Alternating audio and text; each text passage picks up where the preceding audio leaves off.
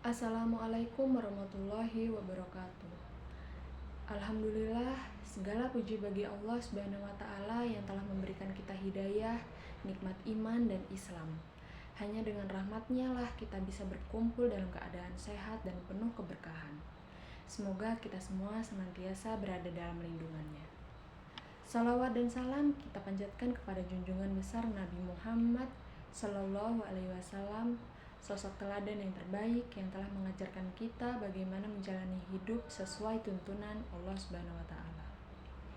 Hadirin jamaah yang dirahmati Allah, pada kesempatan yang mulia ini saya ingin menyampaikan sebuah tema penting yang menjadi bagian dari inti ajaran Islam, yaitu amar ma'ruf nahi mungkar, mengajak kepada kebaikan dan mencegah dari kemungkaran. Tema ini bukan hanya slogan atau seruan semata, tetapi merupakan tanggung jawab moral dan spiritual setiap muslim. Mengapa? Karena tanpa adanya amar ma'ruf nahi mungkar, maka tatanan kehidupan umat manusia akan rusak dan nilai-nilai Islam tidak akan bisa ditegakkan secara menyeluruh. Mari kita pahami lebih mendalam secara bahasa. Amar artinya perintah atau ajakan. Ma'ruf berarti segala sesuatu yang dikenal baik menurut ajaran Islam dan akal sehat. Sedangkan nahi berarti larangan, dan mungkar adalah segala sesuatu yang buruk dan dilarang oleh agama. Jadi, amar ma'ruf nahi mungkar berarti mengajak orang kepada hal-hal yang baik dan mencegah mereka dari hal-hal yang buruk, sesuai dengan ajaran Islam. Allah Subhanahu wa Ta'ala berfirman dalam surat Ali Imran ayat 110 yang artinya, kamu adalah umat yang terbaik yang dilahirkan untuk manusia, menyuruh kepada yang ma'ruf dan mencegah dari yang mungkar, dan beriman kepada Allah. Ayat ini menunjukkan bahwa kemuliaan dan keunggulan umat Islam terletak pada kemauan dan keberanian untuk menegakkan kebenaran serta menolak kemungkaran. Rasulullah Shallallahu Alaihi Wasallam bersabda, barang siapa di antara kalian melihat kemungkaran, maka hendaklah ia mengubah dengan tangannya atau kekuasaan. Jika tidak mampu, maka dengan lisannya atau nasihat. Dan jika tidak mampu, maka dengan hatinya atau menolak dan membenci dalam hati. Dan itu adalah selemah-lemahnya iman. Hadis riwayat Muslim.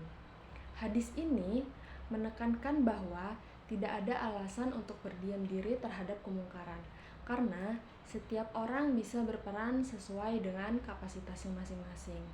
Contoh amar ma'ruf nahi mungkar dalam kehidupan sehari-hari di lingkungan keluarga yaitu orang tua yang mengajak anaknya untuk sholat tepat waktu, menjauhkan mereka dari tontonan yang merusak moral, serta menasehati dengan penuh kasih sayang. Namun, perlu ditekankan bahwa amar ma'ruf nahi mungkar harus dilakukan dengan hikmah, yaitu kebijaksanaan, kelembutan, dan kasih sayang. Allah Subhanahu wa Ta'ala berfirman dalam surat An-Nahl ayat 125 yang artinya, serulah manusia kepada jalan Tuhanmu dengan hikmah dan pelajaran yang baik, dan bantahlah mereka dengan cara yang baik. Jangan sampai dakwah atau nasihat kita malah menjauhkan orang lain dari agama, karena cara yang kasar, menyalahkan, atau merasa paling benar. Dalam surat Al-Maidah ayat 79 Allah berfirman yang artinya, mereka satu sama lain tidak saling melarang dari kemungkaran yang mereka perbuat. Sungguh amat buruk apa yang mereka lakukan itu. Ini menjadi pengingat serius ketika kita membiarkan keburukan tanpa menegur atau menasehati. Maka kita bisa termasuk ke dalam golongan orang yang merugi. Jadi, kesimpulan amar ma'ruf nahi mungkar adalah bagian penting dari jati diri seorang muslim. Ia bukan hanya sekedar seruan, melainkan tugas dan tanggung jawab dalam menjaga moral masyarakat.